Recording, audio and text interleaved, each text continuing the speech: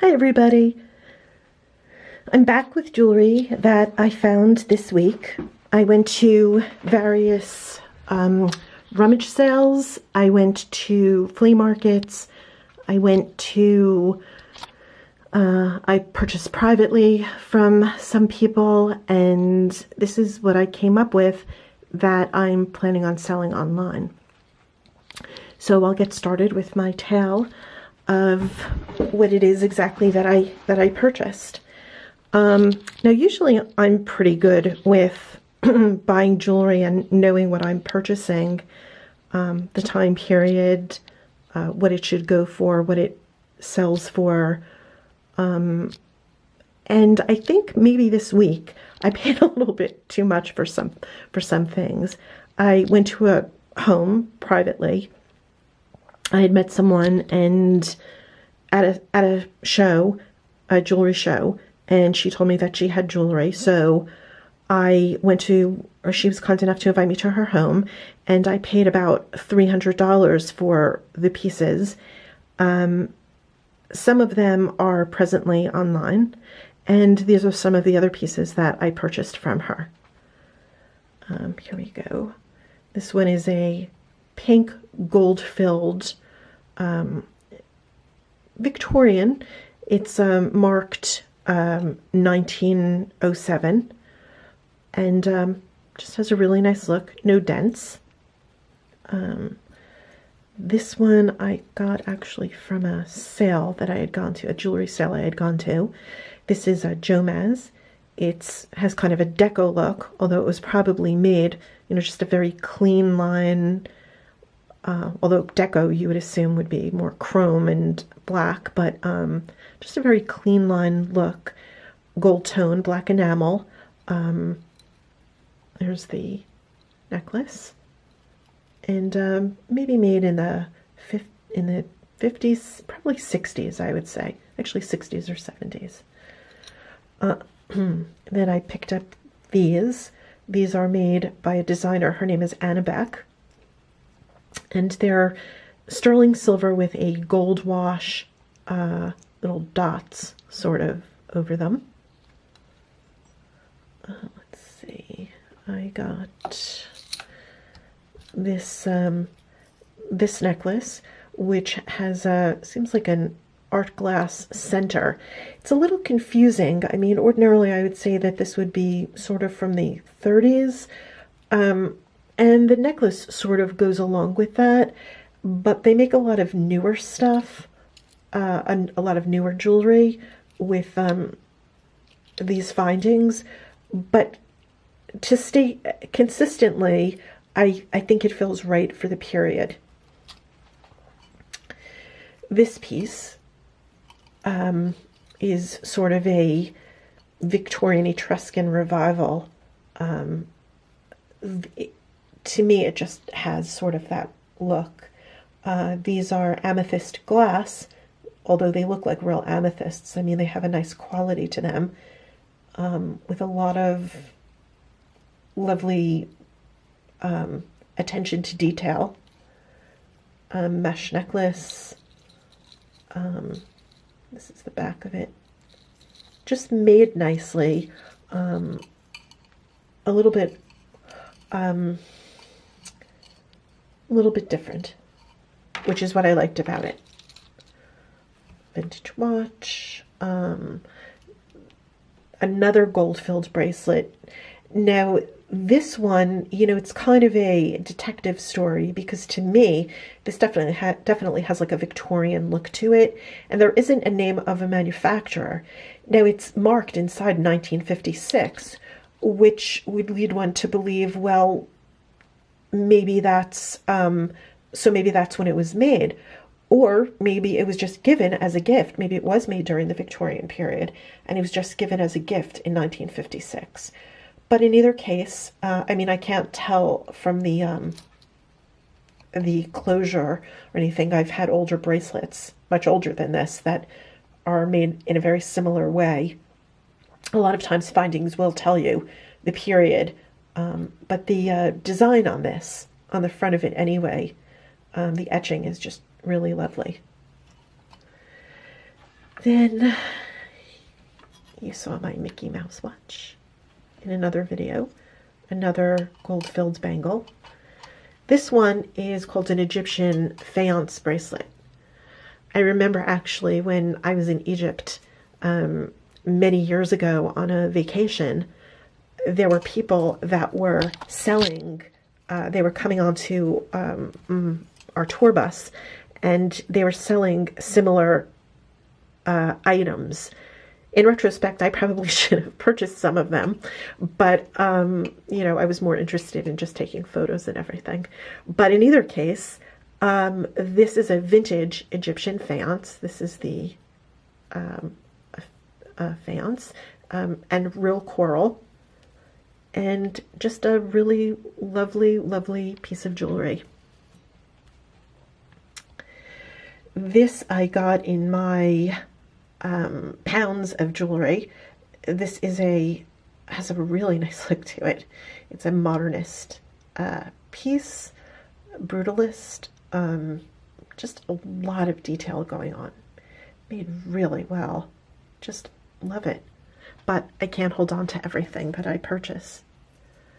Nice Dane craft piece, sterling silver, nice detail. Interesting little watch. Almost looks kind of like a globe. You are getting very sleepy. Just joking. Then I found this. Now he was also found in the pounds of jewelry. He's a cute little, he's 14 karat gold signed with a little jade body and real pearl, cultured pearl head.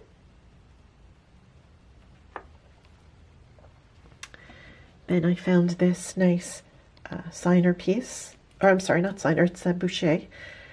And very popular artist, lovely jewelry, had worked for fine jewelry companies. You can kind of see that. This, if I didn't know better, I would think that this was a piece of gold with sapphires and diamonds. Really nice piece. Unfortunately, because there's so much of it around, the prices have drastically come down, but the quality, I mean, you can't beat that. Here's a Victorian, now this one is a glass double-sided, oops, a glass double-sided cameo. I thought it was a locket, but it doesn't open. In either case, I guess whichever side you decide to wear it on. Nice look to it. Carved bakelite pendant. Just look at all of the detail that's on there. I mean, just amazing how this artist was able to capture, and that's, you know, basically what he started with, how he was able to capture the realistic look of the piece. Another vintage watch. Then I'm moving over to here. I got a Zippo lighter just because it wasn't, I think it was $2, and it came with the paper and the lighter, which is like never even used. Then I got this. This looks like a sort of a Nouveau revival, and I say that because although to me it has sort of a Nouveau arts and crafts look to it, I don't know, it just doesn't feel right to be of the period. In either case, it's made very well with a faceted glass stone and just a really nice look. And I got this piece, which is a Givenchy, and with a faceted blue glass gold tone bezel. This lovely art glass. The reason why I picked this up, usually when I buy art glass, there's got to be something special about it. And in this necklace, I've never seen this really before. They actually got sort of molded pieces they made them look like shells. So I thought that was really different looking.